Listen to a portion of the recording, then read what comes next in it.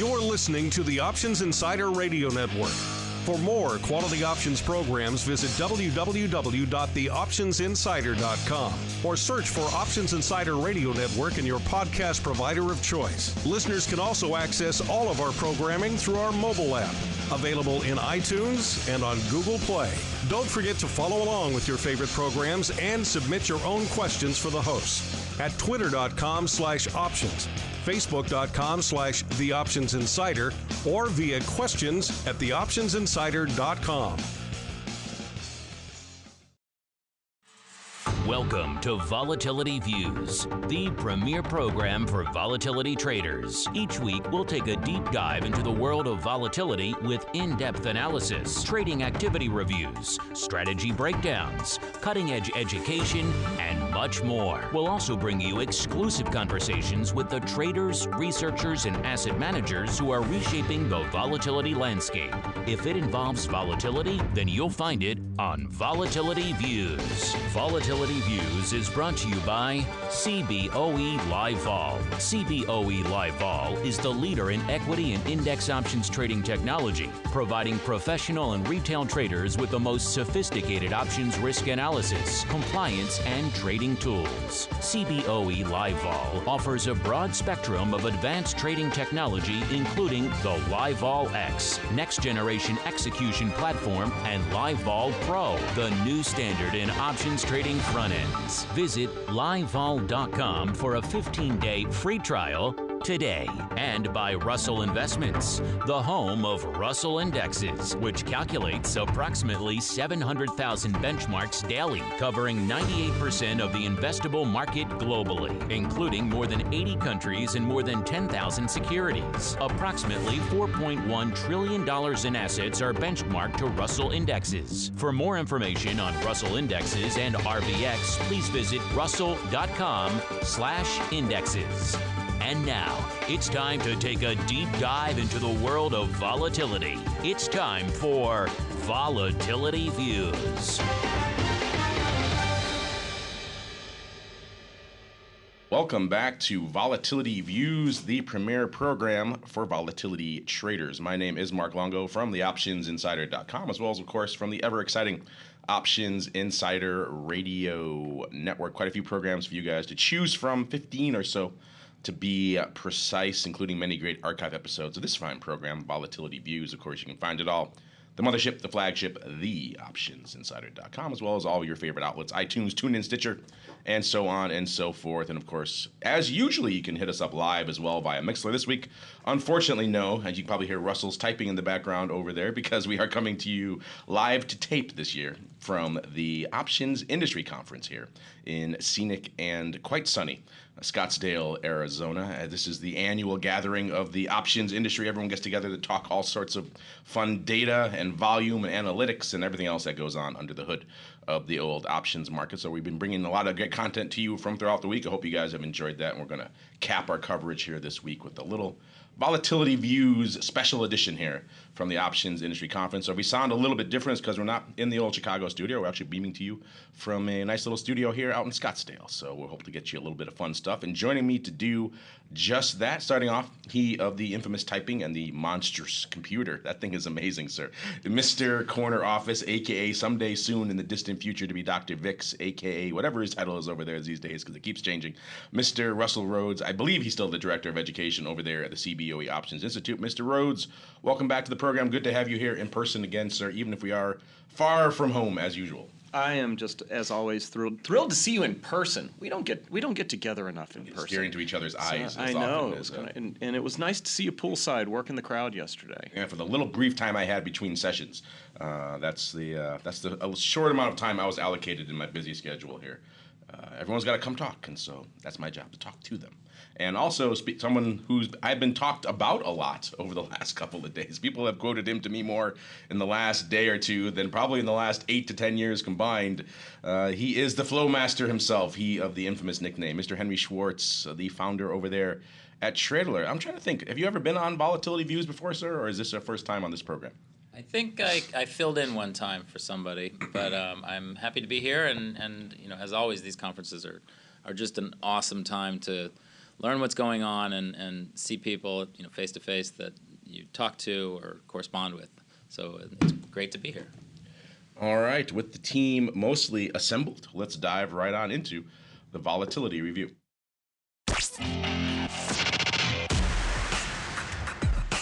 It's time to break down the latest developments in the volatility trading world.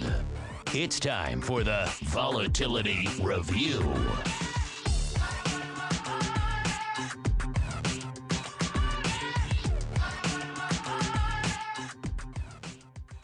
All right, everybody, welcome to the Volatility Review. This is indeed the portion of the program where we typically break down the week that was and still is from a volatility trading and trending perspective.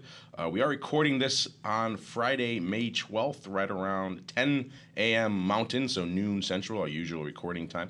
We're going to do things a little bit differently this show, though. We're going to start off because we are coming to you from the options mecca of the known world right now, which is Scottsdale, Arizona, where a lot of interesting things have been discussed, including a lot of Henry's interesting data he's been parsing on exactly what the heck has been going on in the options market over the last year, what's going on with the flow out there and the trends and things. And Henry, like I said, everyone has been quoting you to me over the past couple of days, so you clearly made an impression. So why don't you go ahead and make an impression on our listeners as well. What were some of the interesting highlights and nuggets you pulled up as you were going through your various analysis of options flow over the past year?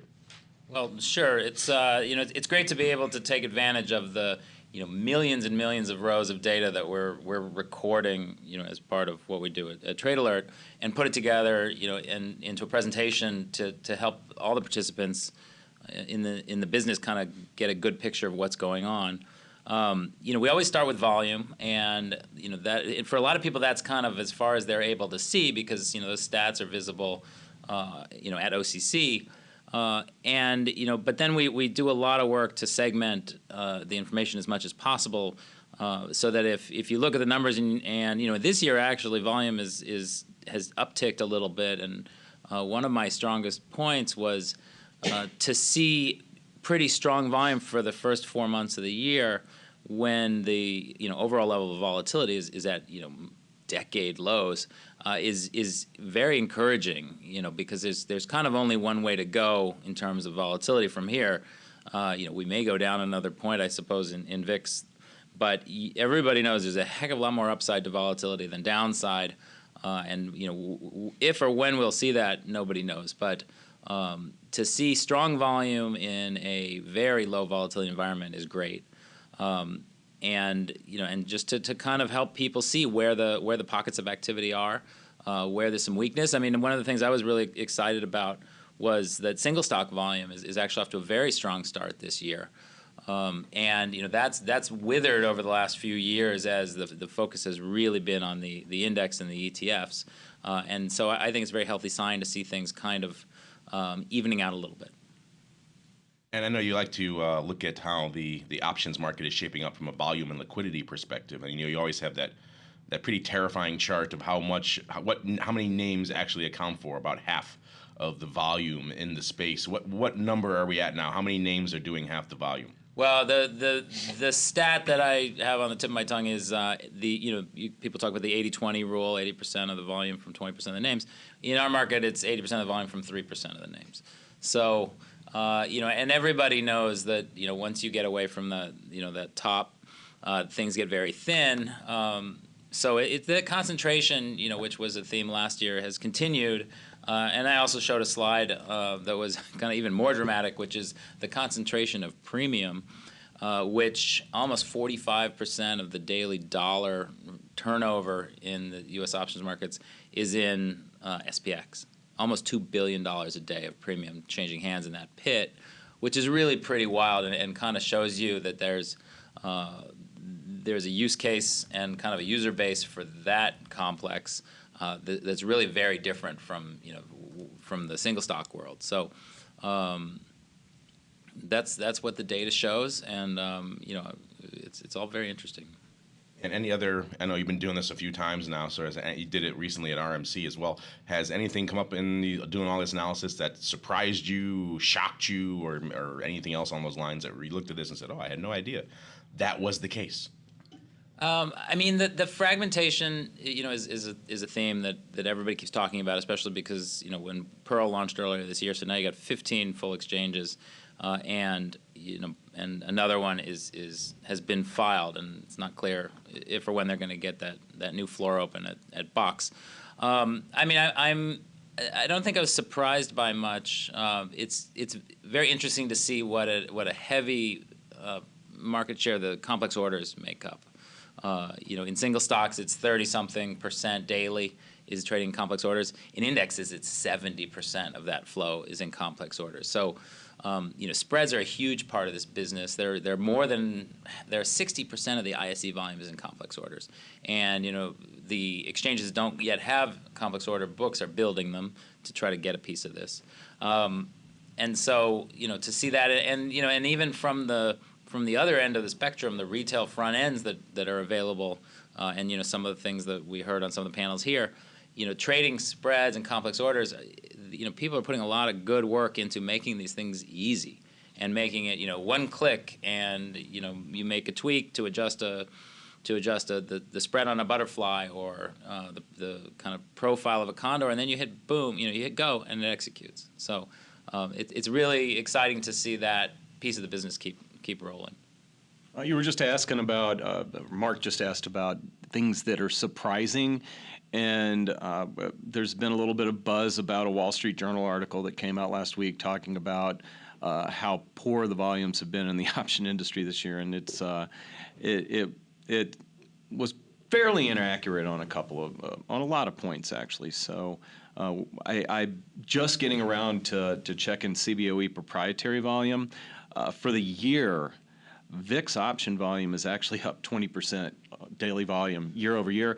The quarter that we're in right now, where VIX has been in the 9s and everything, our average daily volume has been over 800,000 contracts. It was under 600,000 in 2016. SPX volume is off a little bit, but it's still an average daily volume of 1 million contracts a day, which coincides with that 2 billion notional number that we just heard. It's hard to grow off of a really large base, and we really do have a large base of volume already. It's what you mentioned about the VIX thing. It seems almost self-evident. How many times have we said this on the show? The end of last year, VIX options ADV was around 550. It had trailed off quite a bit. Now it's around 750. Yeah. That doesn't take a genius in mathematics to look at that and realize you can't grow ADV by 200,000 contracts, nearly 50%, and not have some sort of increase in the actual volume going up in the product. So, yeah, there are a number of very obvious indicators. You need to look at those, and that would pretty much, I think, dispel a lot of these other rumors that have been swirling around for some time. Russell, since this, also I want to get your thoughts, since this is your first time out here, it surprises me, but this is your first time out here at the Old Options Industry Conference, the annual brouhaha of the business here. What are your thoughts on it? What some takeaways? Maybe any interesting surprises for you that emerged here over the course of the week? Well, one of the really cool things is getting all of the competitors together. We are. It's not like I hate the term frenemies. It's more like we're in a coopertition. We want the industry to continue to grow. We want our own exchanges to continue to grow, to grow our own volume as well, and maybe have a little bit bigger piece of the pie. But it's nice to see everybody come together and really push for the pie to grow. And I work, because I'm an OIC instructor as well as working for CBOE. I've worked with instructors from all the other exchanges at one time or another. It's nice to get us all in the same place, hear what everybody's working on. I'm never, believe it or not, a big fan of all the social stuff, but I've spent a lot of time meeting people that I'd heard of before that I haven't had a chance to meet in person. I've probably got a full week of following up with different buy-side firms that trade VIX options or SPX options, or even a few that trade VIX futures, just to go over what they're doing, what they're seeing in the markets, and see if there's anything that the Options Institute can do to kind of help them out and keep them in the right direction. So the networking aspect of it was, it's not something I normally do. I normally travel by myself and go teach class. I didn't realize how important that part was at this thing.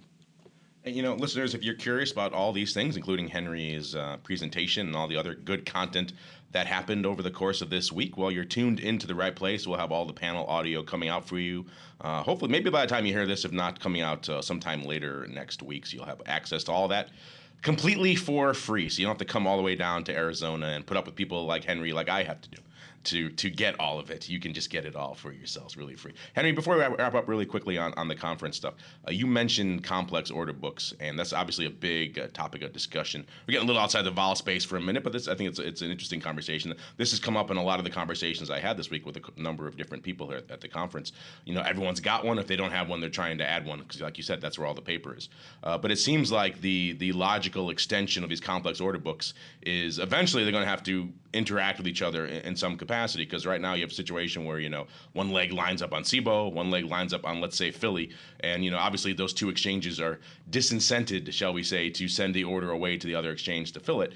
So that leaves some opportunity for eventually that road will happen. It's a question of how we get there. Do you think it will be like Russell was saying, maybe the coopertition, and the exchanges will realize it's advantageous to start routing orders away when it fills them? Do you think the long arm of the regulator will come down and make all these complex order books eventually have to talk to each other? Or road option 3, as I like to say, is this an opportunity for someone, and maybe the third-party order aggregators or those guys have a technological solution that will effectively do an end run around? So if you are coming in, you have this multi-leg spread and you want to get it up and it's lighting up on 3 different exchanges, that will make it happen for you. But effectively, there's leg risk involved and everything else in doing that. So it's not just a simple equation. How do you think that will play out, sir? Well, I mean, the exchanges, there's a lot of creativity and innovation in these complex order books, and they work very differently across each exchange. Some handle 10 legs, some don't. One of the things we heard about from the exchange updates was there's a lot more safety parameters being built into the complex order books, things like that won't let a $5 call spread execute for 510, for instance, and to protect against some of the order flow that or the types of orders that might be mistakes or even predatory type of tricky orders. I think it'd be a big challenge to get these complex order books to talk to each other in the future, because I think they're being designed very differently. I also don't think the regulators will get this deep into it to figure out that that it would be advantageous for them to talk to each other. I do think it's a space for a vendor, and in fact, there are a few brokers that guarantee some legging of spreads in a very small size. So, if you think about it, it is tricky. There's leg risk, and to present it right to a customer, the broker has to take on that leg risk. So. You may say, okay, well, this butterfly lines up for 20 cents, but it happens to have legs in 3 different exchanges. And so a handful of brokers will basically slice that order down into very small pieces so that their risk at any time is very small, right? So maybe if they go and leg at 3 contracts at a time, their worst case is getting stuck on maybe the 6th slot in the middle. So I think that it's a space where vendors and brokers can kind of fill that need. And make it the best possible trading experience for the broker or the customer. I think the what Henry just said about the technological hurdle to create a complex order book that links up all of the exchanges, or just the exchanges that offer that right now, that's I wouldn't want to be in charge of that project. Yeah, and that's a good point about the regulators too. Sometimes they don't really get that deep into the weeds and push around what should happen there. But it is an interesting conversation, and a lot of people are having it this week, because it seems like the logical extension of all of this complex order functionality is the question of how we get there. Speaking of getting there, let's get into the volatility review a little bit meatier. Obviously, we've all been kind of busy running around here doing our thing here at the conference, so a little bit different vol review this week. Obviously, as we are recording this right now, VIX cash hovering right around 1075 or so. So I'll have to pull up our prognostications from last week, but I'm guessing I don't think any of us were in that range yet again. I would think I was. Let me get it up really quickly here if I can access it. There we go. So you actually. Actually, I was 10.55. So there we go. I was actually closer than I thought. I gave myself credit for being. So there we go. What did I we'll guess? See. You were actually surprisingly low. You said 10.10. 10:10. Oh yeah, for my buddy's birthday. Yes, exactly. Okay. That's your methodology for all of your Just prognostication. as good as anything else. It's my daughter's cousin's dog's birthday, so let's do it. So yeah, interesting stuff. We'll see if we can hold this level for a little bit. Then I'll look like I'm in for a little victory here, but it has been an interesting week from a volume perspective. Today, actually trending pretty aggressively on the VIX options, about 600,000. Monday was the big day of the week, about 1.2 million contracts going up out there in VIX options land. So clearly a very active day from that sense. Mr. Rhodes, I think we'll start with you. I know you've been busy heading all around the conference, but still, anything catching your eye this week from a volatility perspective, sir? Well, I've been doing my doomsday prepper thing because VIX was below 10. That's an average Tuesday for you. Yeah, sir. and because when VIX finally had a 9 handle and it wasn't a 90, it was a 9. Got a whole lot of inquiries about what does it mean and all that. It just means that there's not a lot on the horizon that people are concerned about. There is this anticipatory aspect around VIX, and there's just not a lot to worry about. It's been creeping higher this week, regardless of what the S&P 500 does. I always like to run numbers that you said I'm typing in the background. I was running numbers when I was typing in the background. And the VIX and S&P 500 relationship does break down a little bit when VIX is under 12. It's about minus 0.48 is the correlation, whereas over all time periods, the correlation's about minus 0.7, I think, going back to 1990 now. I think there's a little bit less importance in VIX, or the absolute value of VIX, without looking at it relative to the futures and some other, and VVIX as well, which Mark Sebastian always likes to cite as more of a fear index. So it's hard to come up with something really clever with respect to this week because VIX is in the 10s, and it doesn't necessarily behave the same as it does when it's at more normalized levels. This was the week of great hand wringing. Everyone, we start hitting those single digit levels. All of a sudden, of course, the legion of articles come out of, this is not since the early 90s have we seen these levels, which is funny because I have clear memories of being out in the S in the late 90s and seeing some pretty anemic vol levels. So I haven't had a chance to dig through all of the VXO stuff, which of course back then it was a different beast. It was the OEX, different calculation. So it was a bit of a different animal back then. It was just pretty much front month at the money OEX. That's pretty much all it was calculating. There was no real skew or anything else involved in that. But I had a quick chance to parse it. I think in around that time we got into the 10 handle or so. So perhaps my memory is a bit askew on the madness of that time. But I do recall some periods of what appeared to be, felt like at the time, certainly a great volatility malaise when you're standing out there. Any bid you saw, you were willing to hit. So perhaps it was just more of a comparative time. Henry, same question for you. I know you've been busy out here cranking away at the conference, but anything catching your eye from a volatility perspective this week, sir? Well, at the beginning of the week, I was actually looking at Apple volatility. It is a single stock, but it's the most active single stock, so it can be traded. And, we look at kind of the put-call skew, the smile, the smirk, however you want to think about it. And, normally you have puts, 10 or 25 delta puts, higher than 10 or 25 delta calls, to kind of reflect that crash risk, which has been around for 30 years now. Apple actually kinked the other way. The calls were so bid, or the puts were so offered that you could actually collar Apple with a similar delta, call and put for zero, or even for a teeny tiny credit for a day or two. Now that's actually kind of steepened back up a little bit, but it's still historically flat in there.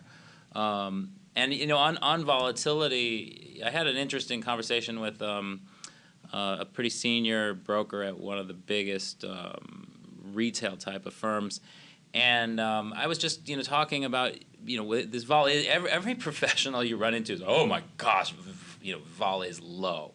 Okay, we used to say, wow, vol is cheap, and then people bought it, found out they couldn't make any money owning it for the last few months or a year, and now we just say, well, vol's low.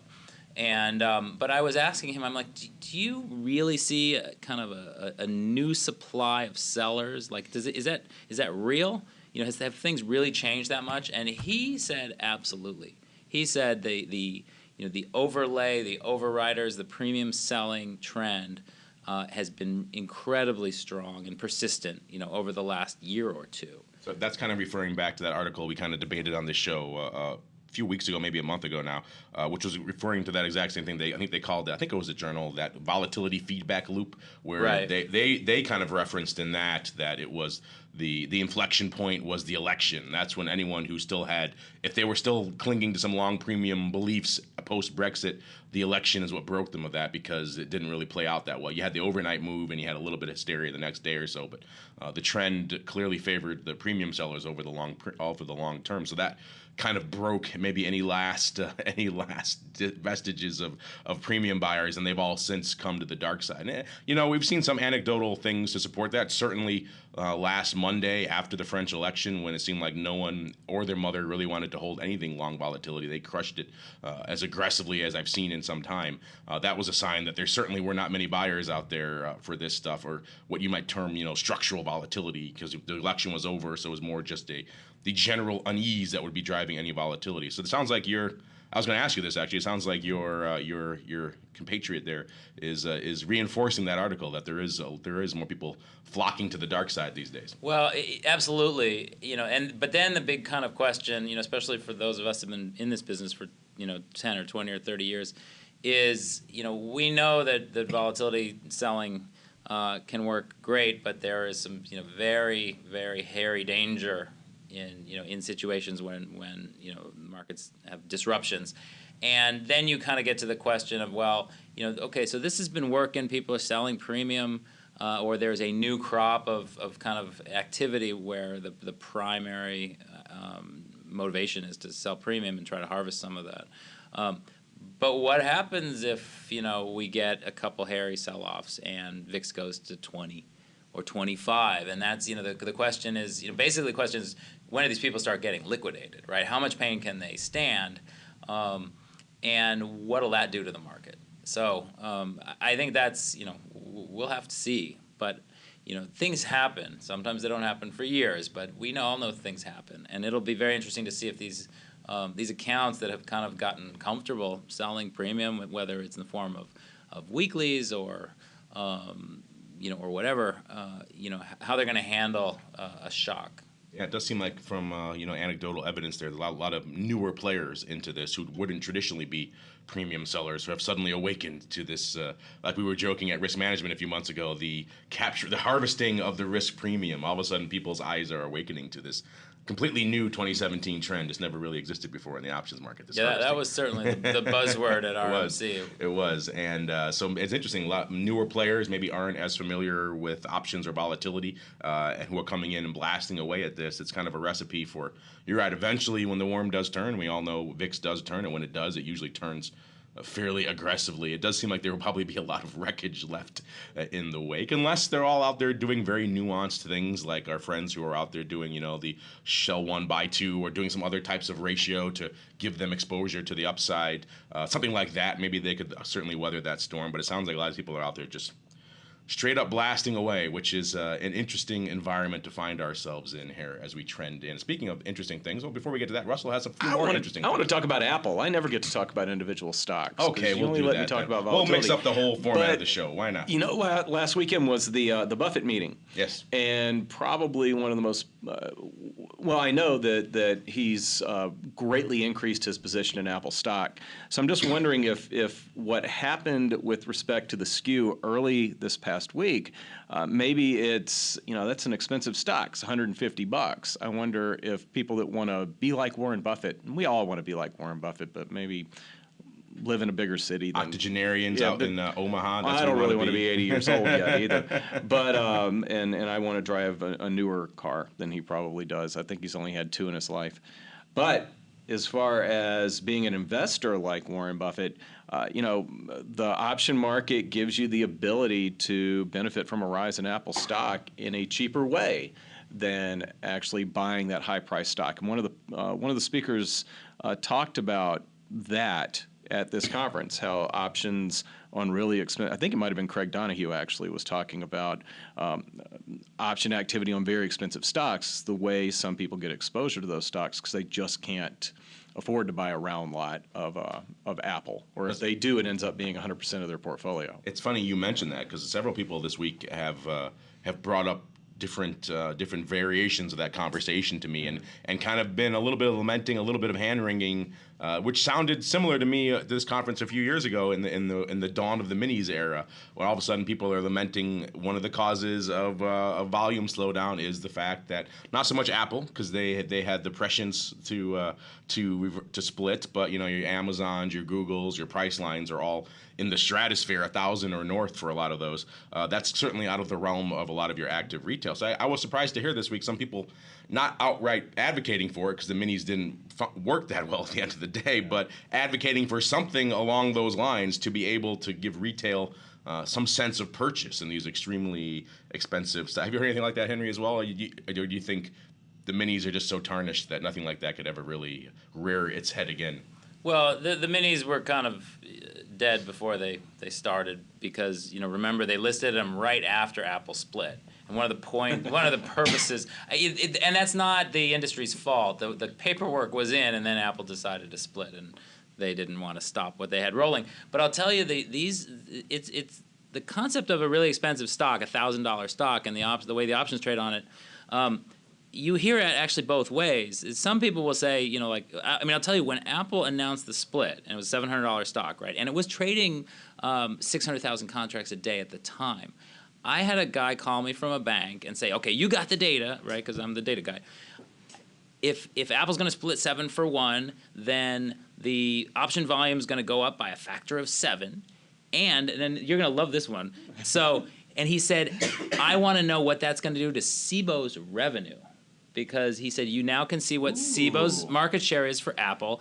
It's going to go up by X. And he was looking to make a play on SIBO stock, okay? And I did the math, and he worked it into what that was going to do to SIBO's earnings per share. But what played out is there was about 3 weeks where the volume was 2 or 3 times what it had been, and then very quickly it kind of settled back to what it is. So, these splits, and some of the people that I've talked to said, well, the only reason people were buying calls in Apple was because it's $700 a share, and they only have an account with, they don't have that much money. They can't buy, 100 lot of shares, so they buy a 5 lot of $2 options because they got $1,000. So what are you going to buy? 6 shares of Apple, or are you going to buy, a 5 lot of calls? And so. I think in some cases having these crazy expensive stocks is great for the options business because the options become a way for people who don't have the capital to put on some positions. So it is funny how that was almost just an accepted dogma that it's going to split 7 for 1, so therefore option volume will increase some factor of 7x. And when it didn't happen that way, you're right. A lot of people were running around like chickens with their heads cut off, saying, "What is going on? How come this isn't working out the way the math is?" I like that way of backing it into a SIBO earnings play. That's an interesting trade. I wouldn't have thought of it in that esoteric of a realm. So I wonder how that worked out for our friend there. But still, interesting stuff. Speaking of interesting stuff, this is the portion of the show always where we turn to our friend, Mr. Corner Office, for some interesting data. Yes, it's time for Russell's Weekly Rundown. Now, Russell's Weekly Rundown. All right, and welcome to Russell's Weekly Rundown. Like the man said, this is the portion of the show where Russell takes us on a 30 to 40-minute journey through the world of VIX weekly options. Have at it, sir. The floor is yours.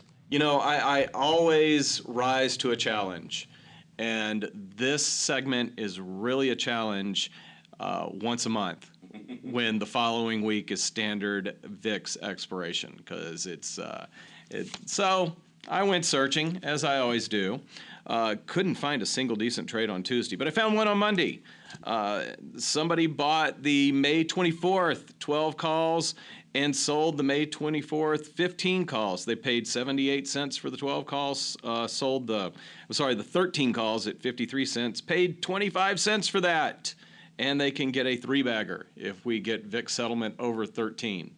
When was the last time we heard somebody get a 300% return on a VIX close above settlement above 13? There are a couple of interesting calendar type spreads. One's a diagonal and one's a regular calendar spread on Thursday.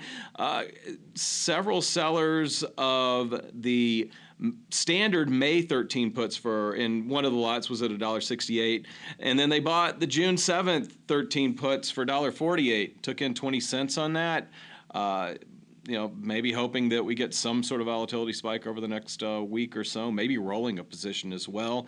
Somebody also sold the 14 puts on Thursday, the standard May 14 puts, and bought the 13 puts that expire in June 7th, not the standard June.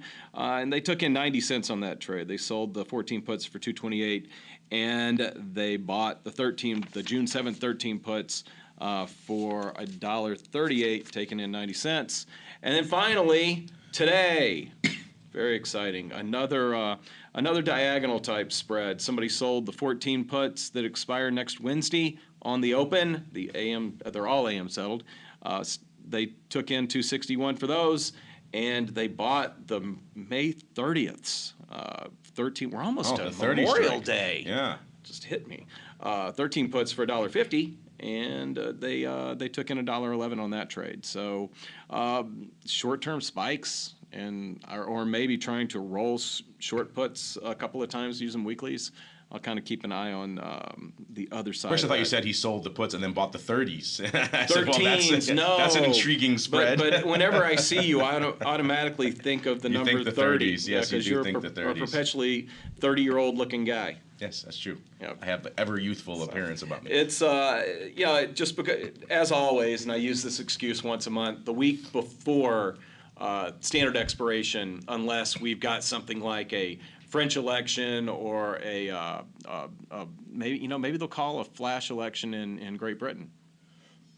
That would they be did, nice little. But nobody seems to care in the volatility markets at all. Doesn't matter. So if you drop a Moab, yeah. you threaten war with North Korea. It doesn't matter what happens. VIX will do what VIX will do, and it will go south of 10 and stay there for the foreseeable future. What was it you said before we got going? You said we were hypothetically talking about impeachment, and I think Mark said that if Trump gets impeached, VIX will probably just go to 8. VIX will just drop right down to 8. That's exactly what. Do exactly opposite of what we expect. Given exactly what's happened so far this year, that would not surprise me at all. That's how every other major event has played out. So why would that be any different? Speaking of the VIX options, let's fast forward to the mothership, the big VIX options, and we'll talk about our top 10 hot strikes of the week.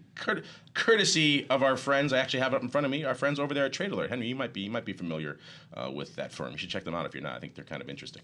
And once again, number one with the bullets this week are the May 30 calls, 583,000 contracts. That just continues. Our friend out there continues his love affair with the May 30s, followed number two, hot on its heels by the May 35 calls with about 510,000 contracts. And it drops off a little bit, but still impressive numbers. The May 20th with 446,000. Then we drop off 100,000 or so to get to number four, the May 21 calls, 350,000. Number five, the May 16th, 321. Then we drop below 300 for the first time. I also get our first June player on the board, the June 30s, with, again, the 30s. 296,000 contracts. Then number six, the May 22s, 287,000. Then we drop yet again down to about 250,000 for the May 15s, and then all the way out to the even more optimistic June 35s with about 250,000 of those bad boys too. And rounding out the top 10, 233,000 of the May 25 calls. A total, according to our friends over there at Trade Alert, of 11.8 million options outstanding, about 9 on the calls and about 2.8 million on the puts. Henry, I don't think we ever had a chance to talk to you about this, as it was kind of a long-standing point of contention on the show as to why the 30 strike held such a seemingly endless fascination for the VIX crowd. That kind of, after we started talking about it, that kind of went away for about a month or so, I think in part due to the fact that VIX just continued to erode to nothing. But still, the 30s are back. Could be due to one guy right now, but we could talk about that later. But still, why do you think, in general, this little last couple of months notwithstanding, why do you think that 30 strike, because for the last year or two of doing this top 10 list on this show, that 30 strike was always in there, regardless of where VIX was, anywhere else. It was just seemed like that was the strike that had captured the imagination of some actuaries out there or something else. People were just continuously loading up on that 30 strike, almost regardless of what was happening in vol land. What is your hypothesis as to why the 30s capture the imagination of the world the way they do? Well, I don't think that it's some super smart French quants that have figured out that there's They're always French and VIX, that's isn't it? the right. They're always French. I'll tell you that the 30-35, that activity was a 6-cent buyer of the call spread 200,000 times. And both of them opened, and I think we looked at it, and the risk reward on that I think is 84 to 1 if VIX were to explode. In my kind of view, most of these things are risk control, right? So, I've had traders, that have traded some of these things, basically say, look, this is, cheaper than buying a bunch of downside puts in SPX, right? So I think as people become more comfortable with it, they're using these upside VIX to hedge, massive portfolios or other kind of trades they have on. And I think the 30 strike, there's always kind of a magnetism towards even numbers, round numbers. People are just comfortable with it. I think that's kind of, it. And then, you kind of have this, talking about a feedback loop, the activity there, begets some liquidity there, right? People kind of are keeping an eye on it and, looking to adjust their trades whenever they can. So I think that it just becomes an easier strike to trade.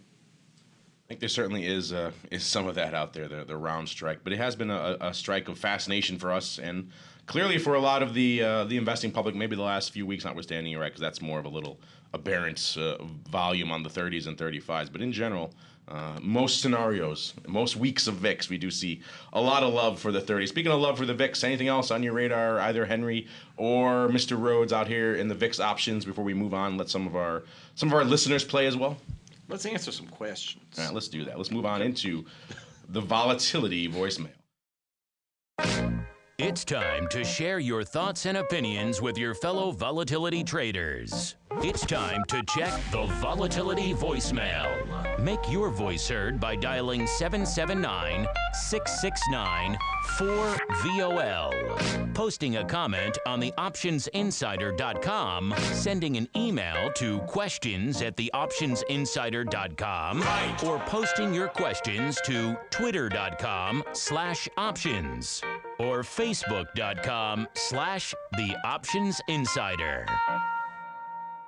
All right, welcome to the Volatility Voicemail. Like the man said, this is the portion of the program where we dive deep into your questions, your queries about all things volatility. We also once in a while like to ask you guys some questions like we did this week.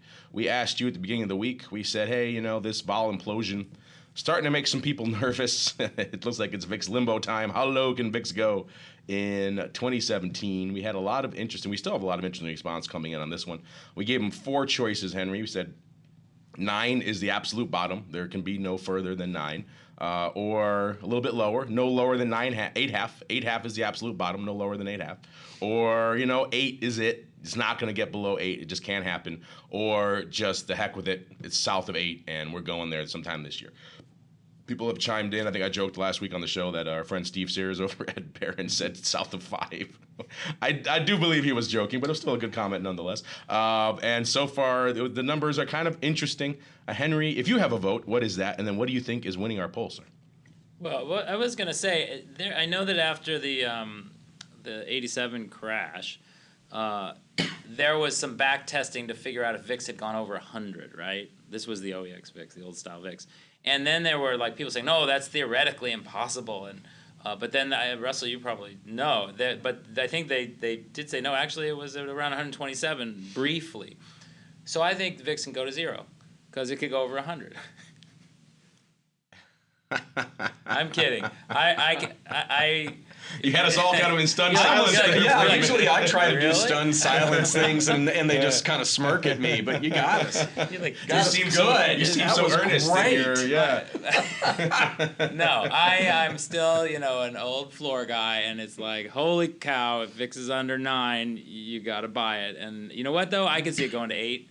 Also you have a holiday coming up, and so occasionally you get some funky pricing as those days are pulled out of the SPX quotes. So I think 8's possible. I'd like to see a world where VIX is 0 even for a brief time. What would that entail? What would happen? There'd be literally nothing could happen. It would be they just put a lock on the SPX. Just locked.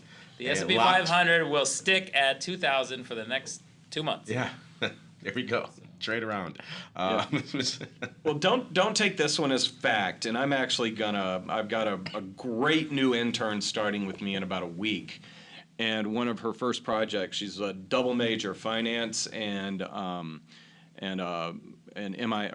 information systems. And one of her first projects is going to be to replicate the paper that the guys at University of Richmond did, where you can copy VIX in Excel, basically put the prices in, and it'll give you the VIX calculation. Oh, awesome. And then we are going to take a snapshot, and we're going to change the price of all the options going into VIX to a nickel. Well, why not? A nickel. And we're going to see what the VIX output would be. And then we're going to say that would be the floor for VIX. And I've heard somebody throw a number out of about 5. That somebody else had done that. That's what whenever we've debated this in the but, past, like what is the bare floor? It usually seems to break out somewhere around 5. Again, this is just our anecdotal discussion, but I'm real fortunate that I can, when these kind of things come up, I can walk up the steps, and I've got access to all the different research people at CBOE, and they love having these conversations. I don't know if they love it, but they get enthusiastic, kind of like I almost did when Henry said that VIX could go to 0. You got very excited all of a sudden. You're about to buy some puts. You're about to choke him and say, "How dare you?" No. So, but I did talk to and I got responses like, "Well, that's a stupid exercise." Well, it's a fun exercise. Come on, it's a stupid thing. Interns are for stupid exercise. Yeah, exactly. And then I had another person say they had never heard of that, and then another person in research said, "Yeah, I think somebody did that, but I don't know what the answer was, so I'm going to do it." But I know it can't. If it goes to 0, that just basically means that none of the SPX options have a bid or an offer anymore. And if that happens, I got to go back to delivering pizza. Which I always think will happen to me at some point in my career. But for the survey, back to what your original question was, for the survey, I think no lower than, I don't think this is the winning the poll, but I think no lower than 8.5.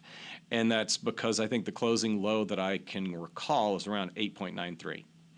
So I think that if we see VIX break 9 during the day sometime, you're going to have too many people that want to put on long-term hedges jumping up and trying to take advantage of that, and it's going to boost it back up. And that's probably been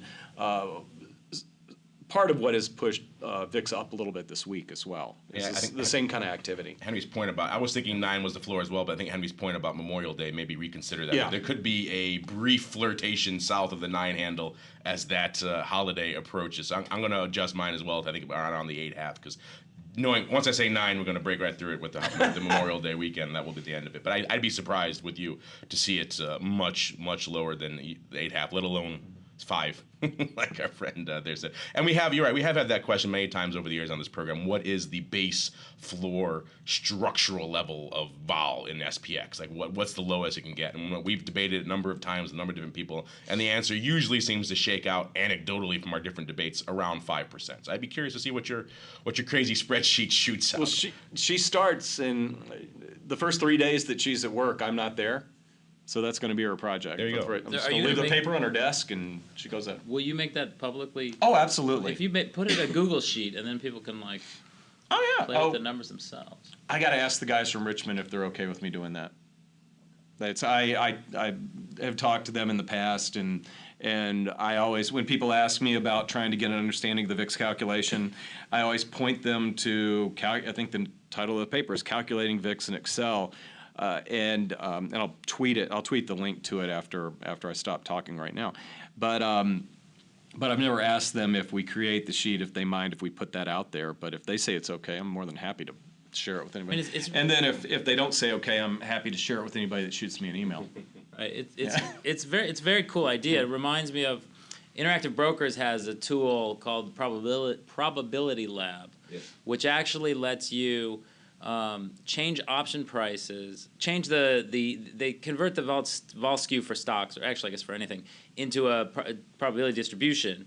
And then you can go and actually tweak that distribution, the probability. So if you don't think there's any chance that Apple could be at $100, you just basically go and lower the probability bar near $100, And what's kind of wild is it then reprices the options, right? And it says, well, if you believe that, then this is the skew you believe in, and if you believe in this skew, then these options are not priced correctly. So, in a way, a VIX spreadsheet where you could play around with the numbers, really could be kind of exciting for traders, because then they say, well, you know what?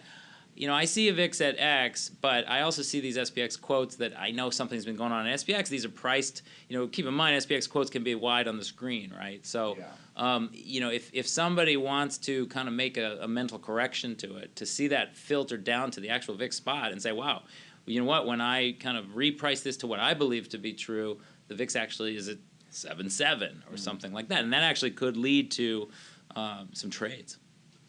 Speaking of trading, there's been some active trading in our poll question here. So far, the clear leader is our listeners are not as dire on the low end of volatility as perhaps as some others, because they're saying about 9 is the bottom, about 44% leading the charge right now. Number 2 is the extreme level, shall we say, the lookout below crowd, south of 8 with about 26%. So there are some VIX nihilists out there, I guess you can call them, out there lurking in the weeds. And then there's a 16% no lower than 8.5 and 14%. So you can't go below 8. So if you haven't voted yet, listeners, you got looks like about 2 days left on this one to make your voice. People ask us all the time, do you compile all these? Can you put out all the results for all these? And we probably should. So maybe we'll start doing that and have all the ones.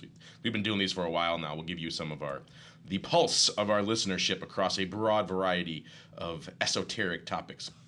Speaking of esoteric topics, Mr. Rhodes, you'll recall on the show a couple of weeks ago, someone asked us about VIX put call. And we were guessing what it was. I think I guessed around 2.65 was the average VIX put to call, or VIX call to put. And you came out with the actual data. I think it was about 2.77 or so. So we were pretty close. And this guy's following up on that. Andrew Mason, he says, now if the average of the VIX call to put is 2.77, then shouldn't we start getting concerned if it's above 3? And that's actually what you said. You start getting concerned, which I thought was kind of interesting. No, I said 4. Oh, you said 4. That's why. Okay. And he sent that question in a couple of weeks ago. I remember seeing it on. We didn't get to it last week, but I said 4, and he was like, well, why not a little bit lower level? So this works extremely well without anybody seeing any graphics whatsoever. But visualize a bell curve. 3 would still kind of be close to that median, and I'm writing for my long trip home. I'm going to create a histogram of the VIX put call ratio and see how many his outliers personal projects of his own here. Just fascinating So and terrifying. I'll do that, and we'll see. What percentage was outside of 4. When I threw that 4 number out, it's because I was scanning through the spreadsheet that had the data, and I didn't see many moves above 4. And typically they would coincide with the volatility spike. I remember it was well above 4 when we had the flash crash. Yes. Not the flash. I'm sorry. We've talked about all these different. Half of OIC is talking about disasters and how well the industry did with the disasters. Disaster so prep mixed conference. up in my head right now. The China thing in August of 2015. Yes. We saw a big spike at that time. So that's because we kind of oscillate around that 2.7, and 3's not that far off and not that uncommon. That's really why I chose 4 instead of 3. But now I have to quantify it because I got a question. But it does spike up in those lofty levels every now and then, in the 4.5s, 5s, and that's not out of the realm. That's when that's when my ears start perking up and saying, okay, this is something afoot here, because otherwise it's just in that, it's always call heavy. Mm-hmm. The degree of it is a bit of a question. This is something, Henry, people ask us about a lot. Is this something you watch at all, the VIX call to put out there, or is this just a noise indicator for you? Well, we do, and Russell, if you're going to do that, do a second one, do the open interest put to call. Because that'll be easy. Yeah, it's we watch put to call in everything, and it is there's a lot of kind of stars you need to put next to that data, right? Because unless you have a good way to kind of isolate outrights versus spreads, there's a lot of noise in the numbers. But I mean, it is one of the basic sentiment indicators, and it's a good one. In general, we do look for kind of things to get out of whack in terms of. I mean, in our system we do track the 22-day moving average of the put call for everything, and even for for sectors and groupings. So and obviously, VIX you want to even invert it and add it with SPX if you're trying to kind of go for to kind of put them in apples to apples as much as you can. So it's definitely a data point that is that we keep track of, and it's understandable, which is nice. Let's see, we got time for I think one more here. This is more of a comment from Jonas Grumble. I guess he likes to grumble. Sometimes I love deciphering the Twitter lingo that is squeezed into 140 characters. See what the heck people are saying. I think he's saying, I guess Trump is T. is a single digit VIX president after all. Yes, I think we can all agree with that. The data overwhelmingly supports that. He says the D's future is less than 16, the front month less than 12, flat term structure. He says the S will hit the fan soon. Long out of the money call back spreads in UVXY and long out of the money puts back spreads in SVXY. So yes, we can certainly agree with the former part of that. Trump is definitely, after all of our joking about Trump ain't a single-digit VIX president, he certainly is. He's the most aggressive single-digit president we've had in some time. So whoever could have predicted that in a million years, I would have wagered heavily. I think a lot of people did that was not going to be the case at the start of the year. So there you go. He's trading long out-of-the-money call back spreads in UVXY and long out-of-the-money put back spreads in SVXY. There we go. So that's Jonas Grumble's positioning. Anything on that, Henry or Mr. Rhodes, before we move on into the trickiest part of the show, the crystal ball? No, if he's, if that's what you think, it sounds like he's doing the right thing. He seems pretty happy with it. So, okay. Then I'm happy for him. We share your joy. I hope he makes some in your money. back spreads here, Jonas Grumble. Stop grumbling though. It shortens your life. All this negativity. All right. You know what a grumble is? I know what a grumble is. Do you know what a grumble is? Like some mythical figure? No, it's not a mythical figure. I have 2 pugs, those are my dogs. A group of 3 or more pugs is a grumble of pugs. That makes total sense. You look at their faces. That's a grumble. That's hilarious. It's a grumble of pugs. I had no idea. See, you learn something every week on Volatility Views. Maybe not what you plan to learn, but you learn something. All right. With that, let's keep on rolling gaggle into our final segment. It's time for the crystal ball. It's time to peer into the future and reveal what the volatility gods hold in store. It's time to look into the crystal ball. All right, welcome to the crystal ball. This is indeed the portion of the show where we try to wrestle that slippery greased pig known as VIX Cash for yet another week.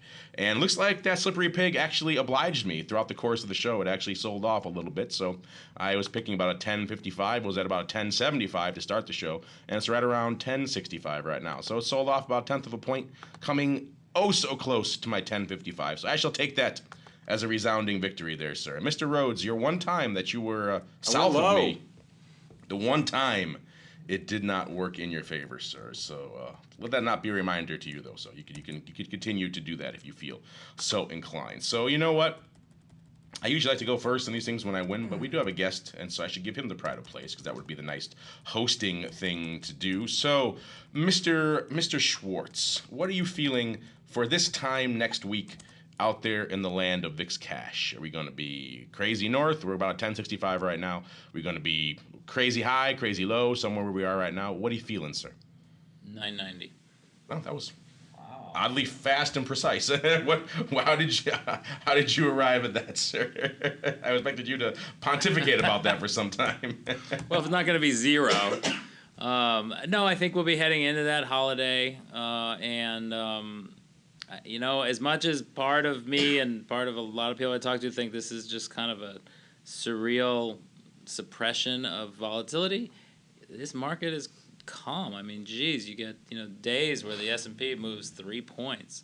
So I think I don't see anything changing anytime soon. I think someday things will change, and I do think the S will hit the fan. But I kind of feel like we're a few months away from that. I think it's going to build up, and then there will be an explosion. Even this year, I would say that we'll see a VIX above 20 before the end of the year. But next week, 9.9. You agree with Mr. Grumble there that the S will hit the fan. I can certainly see it in 2017, if not sooner. But yeah, next week, that's a tall order, perhaps. Well, that's what happens when I don't go first. I was feeling lower too, but now Mr. Schwartz kind of scooping me. But I'll let you go second then, Mr. Rhodes, so you can proceed to strangle me in, and then I'll have to navigate around it a little bit. I tipped my hand. I was nice of you. I'm being kind this week. I think we're going to keep grinding higher. I think there's some things going on. Right. You think there's a lurking volatility event. That's right. I always think there's a lurking volatility event. I have to check under the bed each night and get my wife to get a flashlight and look under there and promise me that Mr. Vix Monster is not under there. I actually, there's some things going on in China that nobody's paying attention to. I think we're going to be about 11.25. Oh. It's going to start to creep in there. So the Moab won't do it. Saber rattling over North Korea won't do it. But the inverted yield curve in China, that'll do it. I'm going to go actually about a point south of that. I was going to about 10 1/4 is what I was feeling. So then I'm going 10.26. There we go. I knew you. Too late to change, sir. All right. So we got a nice wide range there, 990 on the south, 11 1/4 in the middle, and me kind of hovering a little bit shy of where I was. Russell always does these elaborate things. I always do them kind of spur of the moment at the end of the show, and their track record speaks for itself, sir. I do these elaborate things. Just giving you. I just make something up. That's the fun. That's the fun of this segment, is seat of the pants analysis. That's what it's all about, sir. All right, and with that, we have to bring to a close this seat of the pants episode of Volatility Views, a nice fun look back at all things options industry conference. Again, if you like that kind of content, we got a lot for you on the old network, so buckle in and enjoy it all, the interviews, the panel sessions, as well as, of course, this episode of Volatility Views. But before we go, let me check back in with my cohorts, my partners in crime, one last time to see what they're cooking up that may interest you. We'll start with our guest, Mr. Rhodes. We'll start with our guest, Mr. Schwartz. He's a guest too, but a different kind of guest, Russell. Mr. Schwartz, a.k.a. the Flow Master, sir. What's going on in your neck of the woods? I hear you're getting hit up left, right, and anon over all these slides you're doing over there. So is that going to be a new business for you? You're going to be out there, the Flow analyst du jour? I actually might. There've been enough interest in the data that I showed off that maybe I can go on the road and do a tour and sell out stadiums, and you can buy tickets on telecharge. We are very busy integrating. Well, we've integrated, and now we're doing some interesting data and analytics on edge in trades, which I showed you a little snapshot of, I think, the last time I chimed in on Mixler. So not only are we putting theoreticals, high quality theoreticals on every trade, so basically you can see when things are trading over and under, but doing some really cool work on what is the average edge for a 60-day Facebook option, right? So at this conference we talked a lot about liquidity and bid offer width, and there's been a lot of on an option that's 50 cents at $2. There's price improvement, right? There's kind of an invisible market there in the middle, but you have to have a lot of faith that you're going to get filled at that, a dime over theoretical. So what we're doing is basically taking the data and saying, okay, fine, let's look at, a few weeks of trading in, anything, and what is the, statistical distance from theoretical that that anything would trade. And you can look at long-dated options and say, okay, well, those have, tend to trade 30 cents around value. You can look at weeklies and, in something hyper-liquid, it's a penny or even less. So, we're having a lot of fun with that data. And I actually think it could be very, very useful because, you can turn it into guidance on a trade that you're interested in doing, right? And just instead of looking at, everybody in this industry agrees that, quoting something 50 cents at $2 is not a good situation, and I think that the exchanges are very aware of that, and trying to kind of come up with some changes and incentives that might alleviate that a little bit. But in the meantime, to be able to say, well, it's 50 cents to $2, but theoretical is actually $1.04, and the historical distance from Theo is 4 cents. So you can actually expect to get filled, at $1 if you're a seller, at $1.10 if you're a buyer, and making that data available to people, is valuable. And so that's what we are working on right now. Awesome. And where should they go? What should they do if they want to check that out, sir, for themselves? Come to TradeAlert.com, set up a trial. We have our institutional level service, which is Option Alert. We also have a more retail-focused service at whatstrading.com. which has a lot of the same data, but kind of put into the kinds of terms that I think are more useful for self-directed retail traders. So come visit us, tradealert.com, and we will make you happy. Check it out, and you too can become a flow master, just like Henry. That should be a junior flow master. Become a flow master. Join the Flow Masters Guild. We have a badge and everything. That's like nice robes, the whole 9 yards. And I've already crippled Mr. Rhodes over here. I just picture a bunch of people dressed up like Boy Scouts,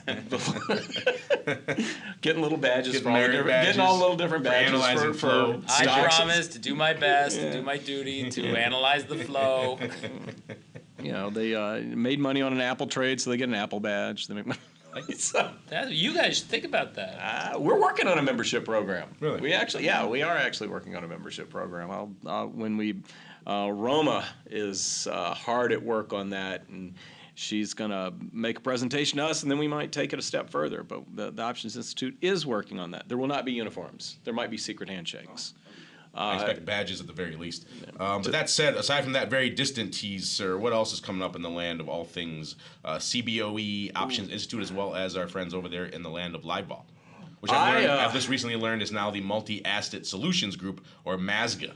Is that what they're calling them now? See, divisions change names. I've been introduced with 4 different titles this week because nobody really knows what I do over there. They just know that I do a lot. This week, I am off the road. Yay! And then the next 5 weeks, I'm on the road continuously until the 4th of July. You certainly have the laptop for it, sir. I do, man. I don't envy your back lugging that monstrosity onto a plane, sir. Yeah, and and the thing is, it takes so much power, you can't plug it in on planes. I got to get it. I know. I wish I'd known that ahead of time. What are you running there? He's running the nuclear launch codes. Yeah, no, I got it to do the quantitative work for my PhD. So that's why I got it. But it's going to be retired when I finish that. So, but I'm not doing much of anything next week. I'm actually going to go do boss things, fire people, talk about raises, all those things that I got promoted to that I don't want to do. Fun stuff, sir. We look forward to that. And, of course, we had Kathy Clay from the MASGA, a.k.a. Live Vol, on the show this week as well. So tune into that. And if you want to hear all the latest updates coming from our friends over there, Live Vol, check it out. And meanwhile, if you want some bespoke data, she was telling me people come in and they're coming in to buy 1 day's worth of data, in particular underlying just for $5. They want that one particular day, maybe a certain number of tick increments, and $5 and they're out. And they come back all the time. So you can go there and get small, bespoke chunks of data. You don't just need to buy a ton of the quote-unquote customized data. It's absolutely. One of the reasons I never get to leave CBOE is because I have access to it, and that's a rarity for an academic that has access to data like that. It's making me very popular in the academic circles right now. Let's co-author something. I just need you to get this data. There we go. There you go. You're very popular, man. Just search for Data Shop or head on over to datashop.cboe.com to get your own bespoke data. And on behalf of Mr. Schwartz and Mr. Rose, and even the meatball who's out there somewhere doing something, I don't know what. He's cooking a burrito in his kitchen right now. Probably, and indeed myself. I want to thank all of you out there in the listening audience for downloading and streaming and subscribing to the show, and usually for joining us live, not this week, unfortunately, but we'll see you live next week for more Volatility Views.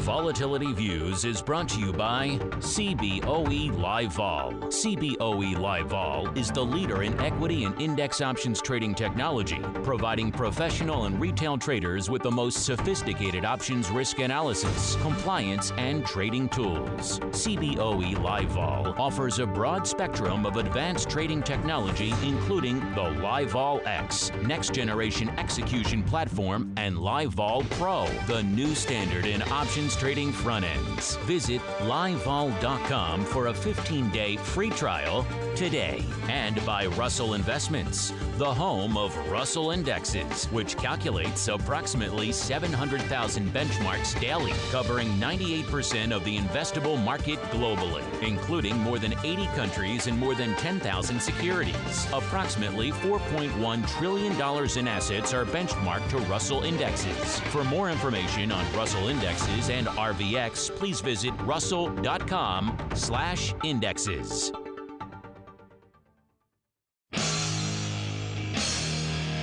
The preceding program was a production of the Options Insider Radio Network. For more quality options programs, visit www.theoptionsinsider.com or search for Options Insider Radio Network in your podcast provider of choice. Listeners can also access all of our programming through our mobile app, available in iTunes and on Google Play.